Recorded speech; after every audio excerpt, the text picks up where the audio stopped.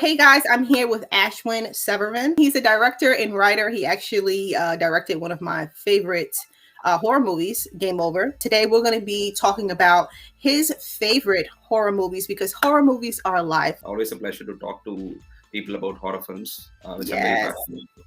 Yeah. So before we dive in, of course, we have to touch space on Game Over. We really enjoyed making the film. And yeah, you're right. I mean, we wanted to really kind of do something experimental and also very entertaining in the same. We didn't want to make an arthouse meditation on the themes that we wanted to touch upon. We want to make a mainstream film that people would love watching on a big screen. So Absolutely. that was always the intention. Yeah. Our inclination when we started was to just make a very contained thriller somewhere. I mean, a film set in a house with very limited characters, and how do I make it interesting? How do I still make it work? There have Right. been so many films in that particular setup, but what do I have that is new to the table? So that Mhm. was our conversation when we started, and eventually we thought if we can marry a home invasion thriller with some interesting narrative ideas,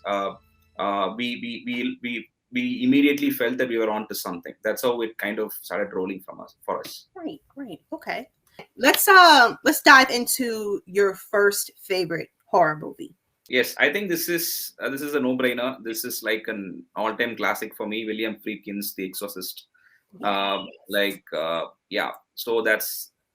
I mean, I can't remember how many times I've rewatched that film, and every Hmm. time I watch it, I mean, uh, it's still incredibly scary. Oh And yeah. apart from the technical mastery and the artistry at work, I'm really like, I want. I mean, the performances are so real, and it almost feels like you're watching a documentary.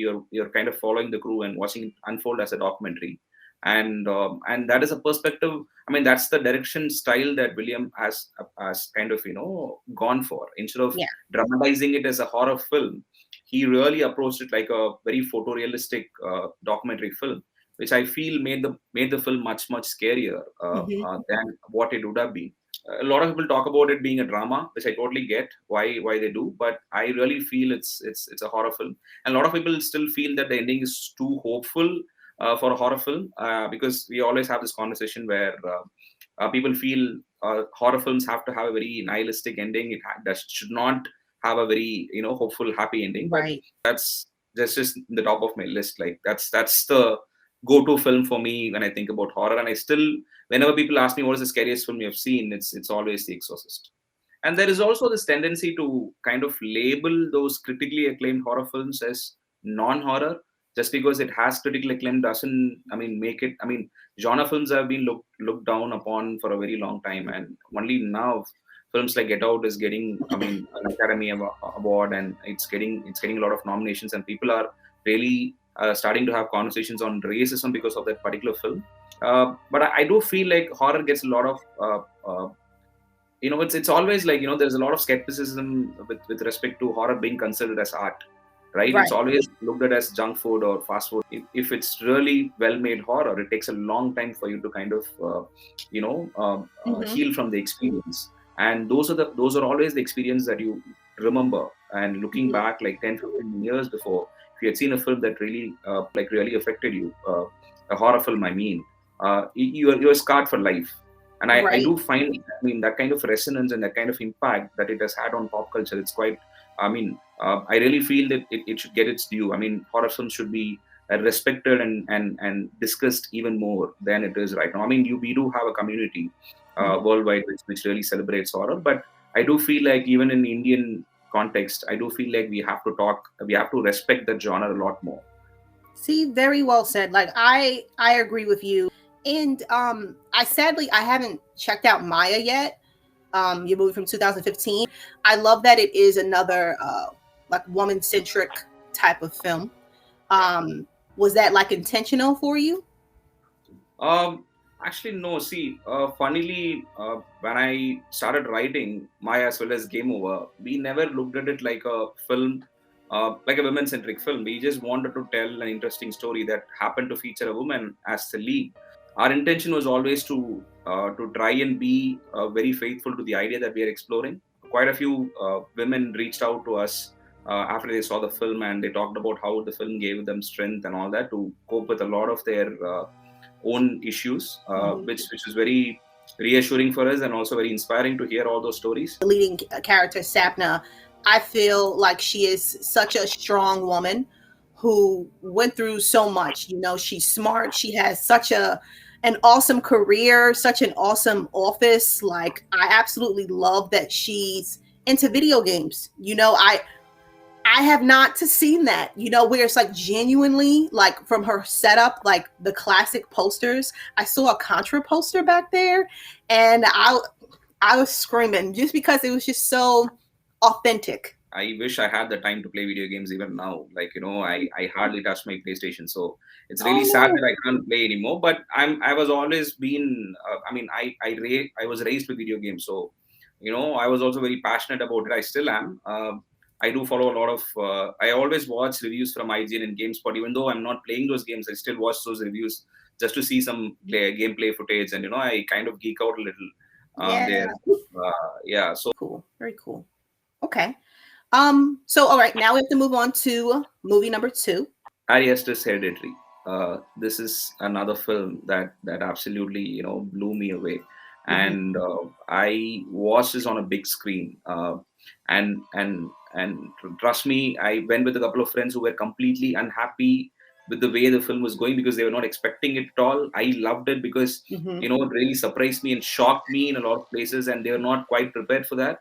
And I had a blast, and the kind of sound design and the score was phenomenal. And to kind of watch this on a big screen and have that very visceral experience was something.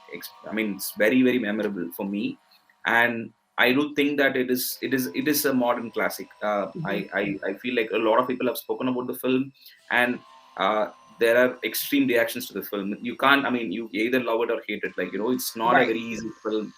I think the performances, especially with Tony Collette and a few other young actors, it's quite phenomenal, and it really kind of gets under your skin. And the family dynamics are very universal, right? We all, every family has its own demons, and this whole subtext of us inheriting the demons from our parents and grandparents. So there is a universality to the film that transcends race and language and all that. And I really wanted the film to be even longer because I could spend more time with the family and understand the dynamics and the relationship. And one particular scene that really, I mean, even I think Martin Scorsese talked about this particular scene, the dinner scene, where the family knows it's like this slow simmering rage and it's waiting to explode, and the characters are not talking to each other. There's a lot of hostility, and suddenly Tony Collette kind of explodes, and she has that outburst, and I mean, it's that scene is incredible, and it's a crime that she was not nominated for an Academy Award. Yeah, I agree. That scene, like when she said, what did she say? I'm your mother. Oh my Yeah. God, yeah, chills. Before we do move to your final movie, we'll just do kind of like a quick recap. So the first one you picked, The Exorcist, and then the second one, Hereditary. All right, and now the third one. It's an Indonesian horror film called Satan's Slave, which I absolutely love. And I had not heard about this film until I think this person, Scott Derrickson, tweeted about this particular film.